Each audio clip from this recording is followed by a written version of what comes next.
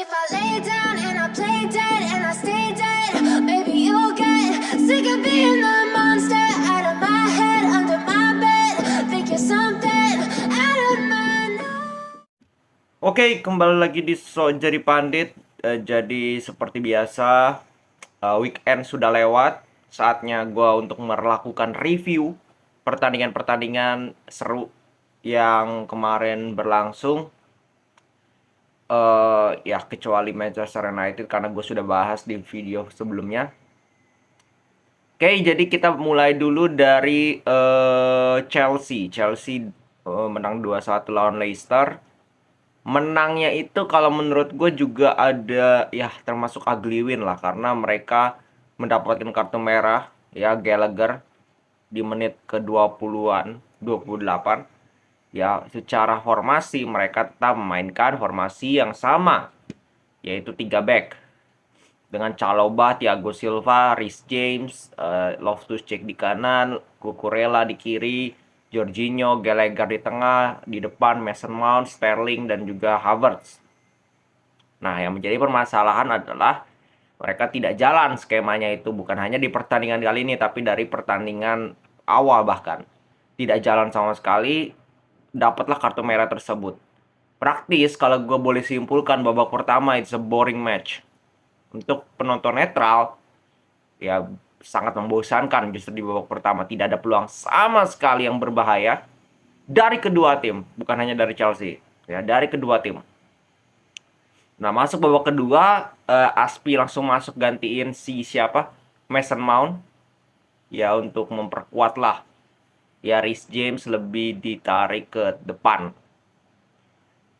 Nah, Loftus-Cheek digeser ke tengah. Lebih jalan, Chelsea mungkin lebih mengubah ya. Lebih mengubah cara bermain mereka, lebih counter dengan mengandalkan kecepatan dari Sterling sama Havertz doang, dan terbukti mendapatkan gol di menit 47 ya, 48. Ya, golnya itu kan deflect ya, menurut gue ada deflect, jadi ada keberuntungan juga, tapi that's okay. Sesekali lu butuh keberuntungan itu memang.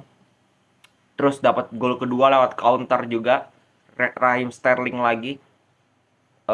Dan gua nggak ngerti Leicester ini kenapa ya begitu menurun banget. Kalau menurut gue secara kualitas mereka main dengan 11 pemain lawan 10 orang, tapi mereka baru kelihatan mau menyerang itu ketika mereka tertinggal 2-0. Ya mereka bisa memperkecil, tapi ya nyaris peluang-peluangnya itu banyak sih, banyak secara numerasi, tapi secara kualitas peluangnya itu ya setengah-setengah lah mungkin. Nah, permasalahannya adalah mereka punya finishing yang bapuk. Jamie Vardy itu gua nggak tahu kenapa finishingnya itu jelek banget. 2 kali dia di depan gawang, satunya melebar, satunya udah ngelewatin kiper pun masih melebar. Jadi ditambah ada mistar, walaupun Chelsea juga dapat tiang dari Sterling. Jadi menurut gua ya this is a ugly win untuk Chelsea ya. Dan kembali lagi Chelsea kesulitan untuk mengembangkan permainan di pertandingan kali ini. Beruntung mereka bisa menang dengan 10 pemain sangat-sangat bagus lah ya secara hasil. Tapi secara semuanya ini menurut gua lebih layak imbang, lebih layak imbang. Tapi ya that's football. Kembali lagi, lu kadang-kadang bisa memenangkan pertandingan walaupun lu tidak bermain bagus atau tidak bermain dominan. Terus kita ke Liverpool. Liverpool ngamuk ya, ini gua nggak mau banyak bahas. Menang 9-0 lawan Bournemouth. Bournemouth ini yang di pertandingan pertama ketemu City, pertandingan kedua ketemu Arsenal dibantai juga 3-0, 4-0. Kembali kali ini dibantai 9-0, dan kebukti gua rasa mungkin Jurgen Klopp habis nampar-namparin ini pemain. 3 pertandingan awal nggak menang sama sekali, 2 kali imbang, 1 kali kalah. Di pertandingan keempat mereka main di kandang dan mereka ngamuk 9-0. Dan menurut gue yang patut disorot adalah penampilan 2 pemain. Yang pertama adalah Roberto Firmino. Ya, Roberto Firmino mainnya luar biasa, 3 assist 2 gol. Benar-benar sangat berkontribusi di pertandingan kali ini, dan kita melihat Roberto Firmino yang pada saat lagi top-topnya lah bersama dengan trio Salah dan juga Mane waktu itu. Nah, dan pemain kedua itu adalah Mohamed Salah. Dari 9 gol, 9 loh. 9 gol Mohamed Salah tidak berkontribusi sama sekali di satu gol pun, maupun assist maupun gol. Nah, ini yang menjadi permasalahan bahwa Salah di 4 pertandingan awal memang tidak perform. Nah, beruntung di pertandingan kali ini Salah yang tidak perform, pemain-pemain lainnya perform. Nah, ini yang harusnya dilakukan. Ini yang harusnya terjadi. Kalau seorang pemain tidak perform, maka pemain lainnya yang harus bisa perform. Tidak harus mengandalkan satu pemain. Dan pada pertandingan kali ini, Klopp membuktikan dengan Liverpool bahwa mereka tidak dalam posisi yang berbahaya. Yang mereka bisa bangkit, mereka bisa kembali menunjukkan performa yang Liverpool harus lakukan. Itu yang terpenting menurut gue untuk Liverpool, dan kembali persaingan untuk di papan atas sekarang semakin seru. Walaupun Liverpool masih di bawah ya, tapi perlahan-lahan gue rasa mereka akan juga naik minimal ke 4 besar. Seperti prediksi gue di video prediksi juara liga. Terus kita ke City dan juga Crystal Palace. City juga comeback. Kembali lagi mereka ketinggalan 2-0 loh lawan Crystal Palace. Dan bukan hanya di pertandingan kali ini, 4 pertandingan terakhir City di IPL, 2 pertandingan kemarin musim kemarin terakhir, dan 2 pertandingan awal, ini City harus comeback ya. Bukan pertandingan terakhir, 4 pertandingan home ya. Benar-benar mereka harus bersusah payah ya, ibaratnya seperti itu. Mereka harus ketinggalan terlebih dahulu bahkan baru bisa comeback. Nah, 4 pertandingan itu yang gue maksud adalah pertandingan ini, pertandingan lawan Newcastle, di 2 pertandingan terakhir musim lalu lawan kalau nggak salah lawan siapa ya, lawan klubnya siapa, Gerrard ya, Aston Villa. Itu juga mereka comeback, dan praktis memang kembali lagi di babak pertama itu mainnya jelek banget. Kalau kalian nonton, mainnya jelek banget. Ketinggalan 2-0 walaupun dua-duanya dari corner, tapi tetap main nggak create peluang, juga kesulitan untuk menembus pertahanan Crystal Palace, karena Crystal Palace juga tidak parkir bus di babak pertama ya. Nah, permasalahannya adalah di babak kedua Crystal Palace ini parkir bus. Mereka sudah merasa aman, sehingga City mendapatkan ritme bermainnya, dan mereka menunjukkan performa yang harusnya mereka lakukan di babak kedua. Dan Haaland kembali mencetak hat-trick. Ya, memang luar biasa kualitas dari seorang pemain ini ya, pemain muda ini, Erling Haaland, dan membawa City untuk comeback kesekian kalinya ya, tadi gue bilang keempat kalinya di Premier League, terutama di kurun waktu dekat. Mereka menunjukkan bahwa mereka punya mental ya, karena penting sekali mental itu untuk urusan comeback seperti ini. Terus kita ke Arsenal. Arsenal kembali kokoh walaupun menangnya susah payah juga lawan Fulham.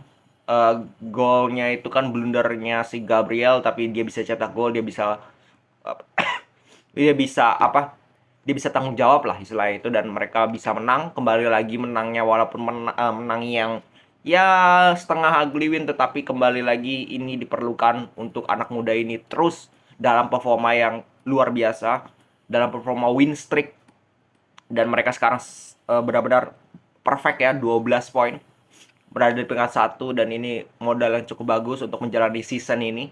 Dan tentu saja tidak ada alasan lagi di musim ini kecuali mereka akan masuk di Champions League. Itu yang harus menjadi target dari Arsenal. Nah, kita ke Spurs. Spurs ini menang 2-0 lawan Nottingham, yang nothing special juga dari Nottingham ini ya. Walaupun mereka datangkan banyak pemain, tapi kualitasnya ya seperti itulah. Gue tidak usah jelaskan ya. Walaupun si Dean Henderson ini udah save penalti juga ya, tapi tetap saja Spurs bisa dengan mudah, bukan mudah ya, dengan yakin memenangkan pertandingan. Terus kalau dari Serie A, kemarin Juve imbang lawan Roma. Ya, sangat karatan ya Juve. Juve menunjukkan bahwa mereka juga sangat membutuhkan player yang kreatif. Golnya itu dari free kick menit awal keren dari Vlahovic. Tapi habis itu Roma juga bisa comeback di babak kedua, seperti yang terjadi di beberapa pertandingan, bahwa pertandingan itu 90 menit, kadang-kadang kita bagus di 45 menit saja. 45 menit kemudian kita bisa oleng, ibaratnya seperti itu. Milan juga menang 2-0 lawan Bolonya. Kembali cukup bagus lah istilahnya seperti itu. Mereka bisa meraih kemenangan demi kemenangan, karena itu penting lawan tim-tim lemah. Mereka harus berani meraih kemenangan, karena Inter waktu itu kalah lawan Lazio ya kemarin 3-1. Kita ke La Liga, dua pertandingan besar tadi malam. Satu main setengah satu, satu main jam 3. Barcelona menang 4-0, menang meyakinkan lawan Real Valladolid. Valladolid ya. Ya, bacanya seperti itu, Real Valladolid. Real Valladolid ini klub promosi. Kalau gua nggak salah, promosi lah ini.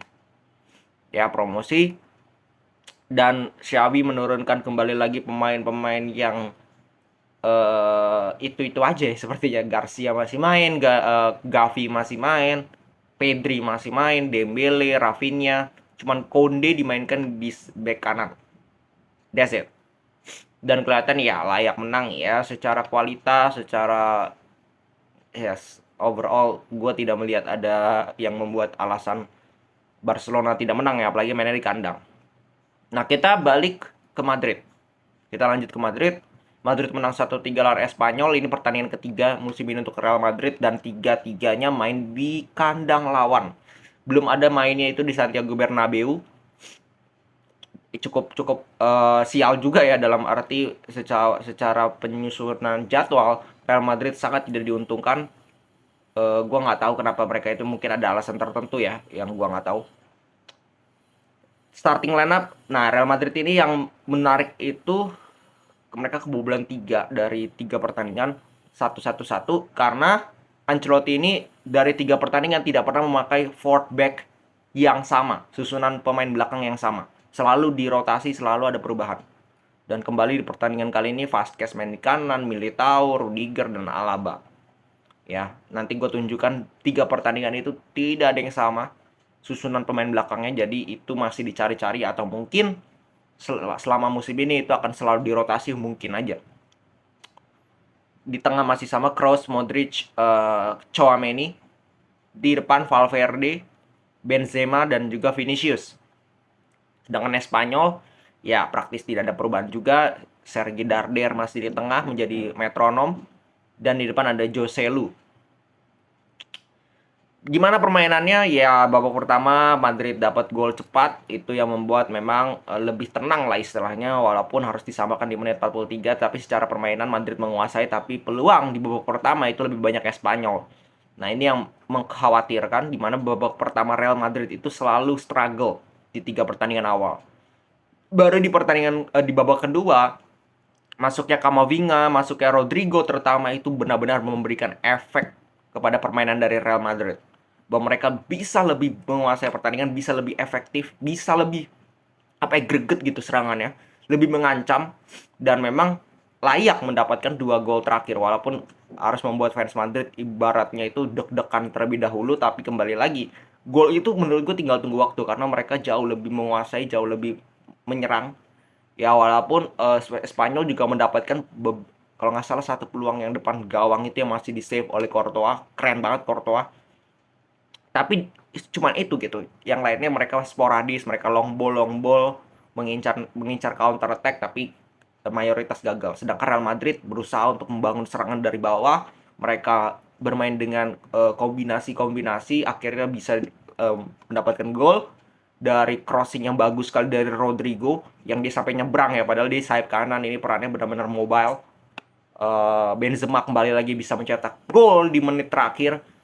Apakah itu, banyak yang bilang golnya Benzema itu menit 100, padahal pertambahan waktu cuma menit 6. Hey, kasusnya Lecomte, kartu merah itu itu di menit 96, 94 kalau nggak salah, 95 kan. Ngecek VAR itu hampir 3-4 menit. Ya, keputusan, terus kartu merah, bla bla bla, protes, ganti sampai si backnya itu yang make baju kiper. Ya karena ya lu ganti pemain menit udah segitu ya, rada buang-buang waktu. Akhirnya dia saja yang make, padahal dia posisinya back, dan free kicknya itu gol.